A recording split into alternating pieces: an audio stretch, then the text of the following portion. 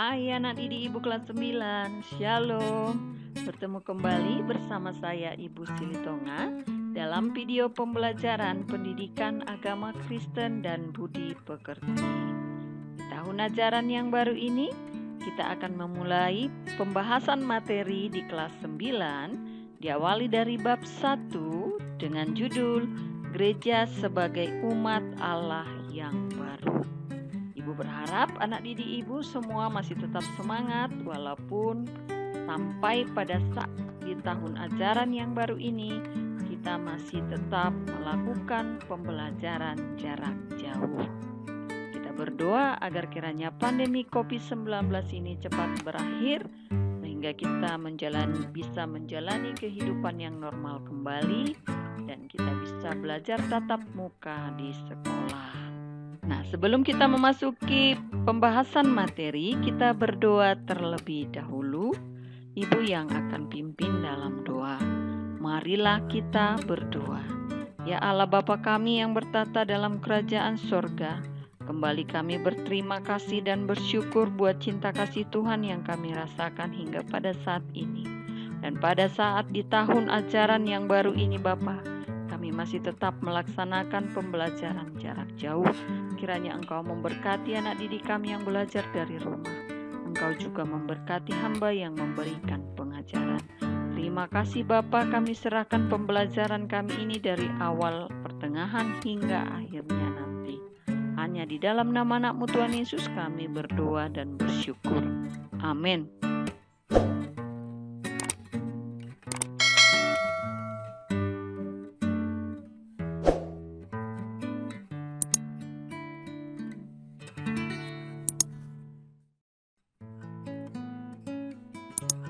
Nah, yang menjadi bahan Alkitab kita untuk materi kali ini tertulis dalam Kisah Rasul 2 ayat 1 sampai 47, 1 Petrus 2 ayat 9 sampai 10, dan Yeremia 31 ayat 31 sampai 34.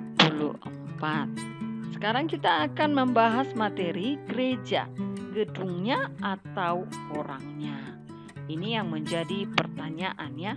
Karena ketika berbicara tentang gereja, mungkin yang terpikir atau yang terlintas dalam pikiran anak didik Ibu adalah gedungnya ya, gedung gereja itu. Kamu pasti tahu seperti apa gereja itu bentuknya. Biasanya kalau gereja itu bangunannya besar, kemudian ada menaranya, ada tanda salibnya dan lainnya, itu adalah secara fisik. Jadi yang sekarang akan kita bahas, gereja itu apakah gedungnya atau orangnya? Agar kita bisa mengetahuinya, kita lihat dulu awal terbentuknya gereja. Gereja terbentuk lewat peristiwa Pentakosta. Setelah Yesus naik ke surga, murid-muridnya berkumpul di sebuah rumah di Yerusalem. Dan turunlah Roh Kudus atas mereka.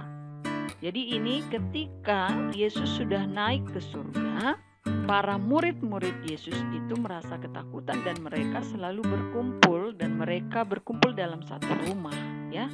Jadi sebelum Yesus naik ke surga, Yesus sudah menjanjikan akan ada Roh Kudus.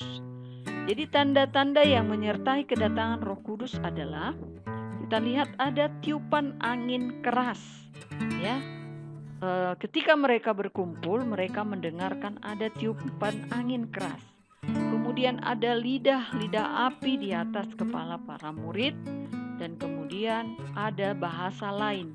Di situ para murid-murid Yesus itu berbahasa dalam bahasa lain, bahasa yang bukan bahasa mereka, tetapi orang lain mengerti. Nah, setelah murid-murid dipenuhi oleh Roh Kudus, sejak saat itu para murid memiliki keberanian untuk melaksanakan amanat agung Tuhan Yesus sebelum naik ke surga. Ini amanat agung ini bisa kamu baca di Matius 28 ayat 19 sampai 20. Amanat agung ini adalah amanat Tuhan Yesus sebelum Yesus naik ke surga. Sehingga banyak sekali orang yang menyerahkan diri dibaptis. Jadi setelah murid-murid Yesus itu dipenuhi oleh Roh Kudus, sehingga sehingga mereka memiliki keberanian untuk memberitakan firman, melaksanakan amanat agung dari Tuhan Yesus. Dan itulah awal terbentuknya gereja. Dari peristiwa Pentakosta, itu bisa kamu baca di Kisah Para Rasul 2 ayat 1-47, ada hal yang menarik, yaitu bahwa gereja pertama yang terbentuk bukanlah gedungnya, melainkan orangnya. Gitu. Jadi yang pertama terbentuk kan bukan gedungnya, bukan menaranya, bukan secara fisik, tetapi yang terbentuk adalah orangnya. Itu orang-orang yang percaya dan mau bertobat dan dibaptis dalam nama Bapa, Anak, dan Roh Kudus. Itulah awal terbentuknya gereja. Jadi dari situ bisa kita pahami bahwa gereja yang sesungguhnya itu bukanlah gedungnya, tetapi orangnya. Nah, sekarang kita lihat pengertian dan makna gereja. Dalam bahasa Portugis, gereja itu berasal dari kata igreja, itu dibaca igreja, artinya kawanan domba. Dalam bahasa Spanyol berasal dari kata iglesia. Kita lihat dalam bahasa Yunani itu berasal dari kata eklesia, terdiri dari dua kata yaitu ex yang artinya keluar dan klesia artinya dipanggil. Jadi eklesia artinya orang yang dipanggil keluar dari kegelapan menuju terang Kristus. Selain eklesia, ada juga kata yang artinya gereja dalam bahasa Yunani, yaitu kuriakon, artinya milik Tuhan. Dari penjelasan istilah-istilah di atas, maka dapat disimpulkan bahwa gereja adalah persekutuan orang-orang yang dipanggil keluar dari kegelapan menuju terang Kristus untuk menjadi bagian dari komunitas baru untuk memberitakan kasih Allah yang dinyatakan melalui Yesus Kristus. Jadi dari sini juga bisa kita lihat bahwa gereja yang sesungguhnya adalah orangnya, orang-orang yang percaya. Gereja itu juga disebut sebagai umat Allah yang baru. Bagaimana hubungan gereja dengan umat Israel? Nah, kita lihat apakah keduanya berbeda ataukah sama. Dalam Yeremia 31 ayat 31-33 dikatakan, sesungguhnya akan datang waktunya, demikianlah firman Tuhan, aku akan mengadakan perjanjian baru dengan kaum Israel dan kaum Yehuda. Bukan seperti perjanjian yang telah kuadakan dengan nenek moyang mereka pada waktu aku memegang tangan mereka untuk membawa mereka keluar dari tanah Mesir. Perjanjianku itu telah mereka ingkari, meskipun aku menjadi Tuhan yang berkuasa atas mereka. Demikianlah firman Tuhan. Tetapi beginilah perjanjian yang kuadakan dengan kaum Israel sesudah waktu itu. Demikianlah firman Tuhan, aku akan menaruh Tauratku dalam batin mereka dan menuliskannya dalam hati mereka. Maka aku akan menjadi Allah mereka dan mereka akan menjadi umatku. Pada masa perjanjian lama, banyak sekali pelanggaran yang dilakukan oleh bangsa Israel, ya. Salah satunya adalah sering sekali hukum Taurat dijadikan sebagai senjata untuk menghakimi orang lain. Oleh karena itu, Tuhan Allah melalui Nabi Yeremia mengatakan bahwa Ia akan menaruh Tauratnya di batin mereka dan menuliskan hukumnya di hati mereka. Itulah sebabnya gereja dibentuk Allah sebagai umat Allah yang baru. Umat Allah yang hidup dengan hukum yang baru, yaitu hukum kasih. Oleh karena itu, gereja sering sekali disebut sebagai Israel yang baru.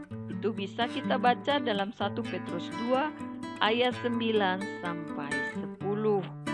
Tetapi kamulah bangsa yang terpilih, imamat yang rajani, bangsa yang kudus, umat kepunyaan Allah sendiri, supaya kamu memberitakan perbuatan-perbuatan yang besar dari Dia yang telah memanggil kamu keluar dari kegelapan kepada terangnya yang ajaib.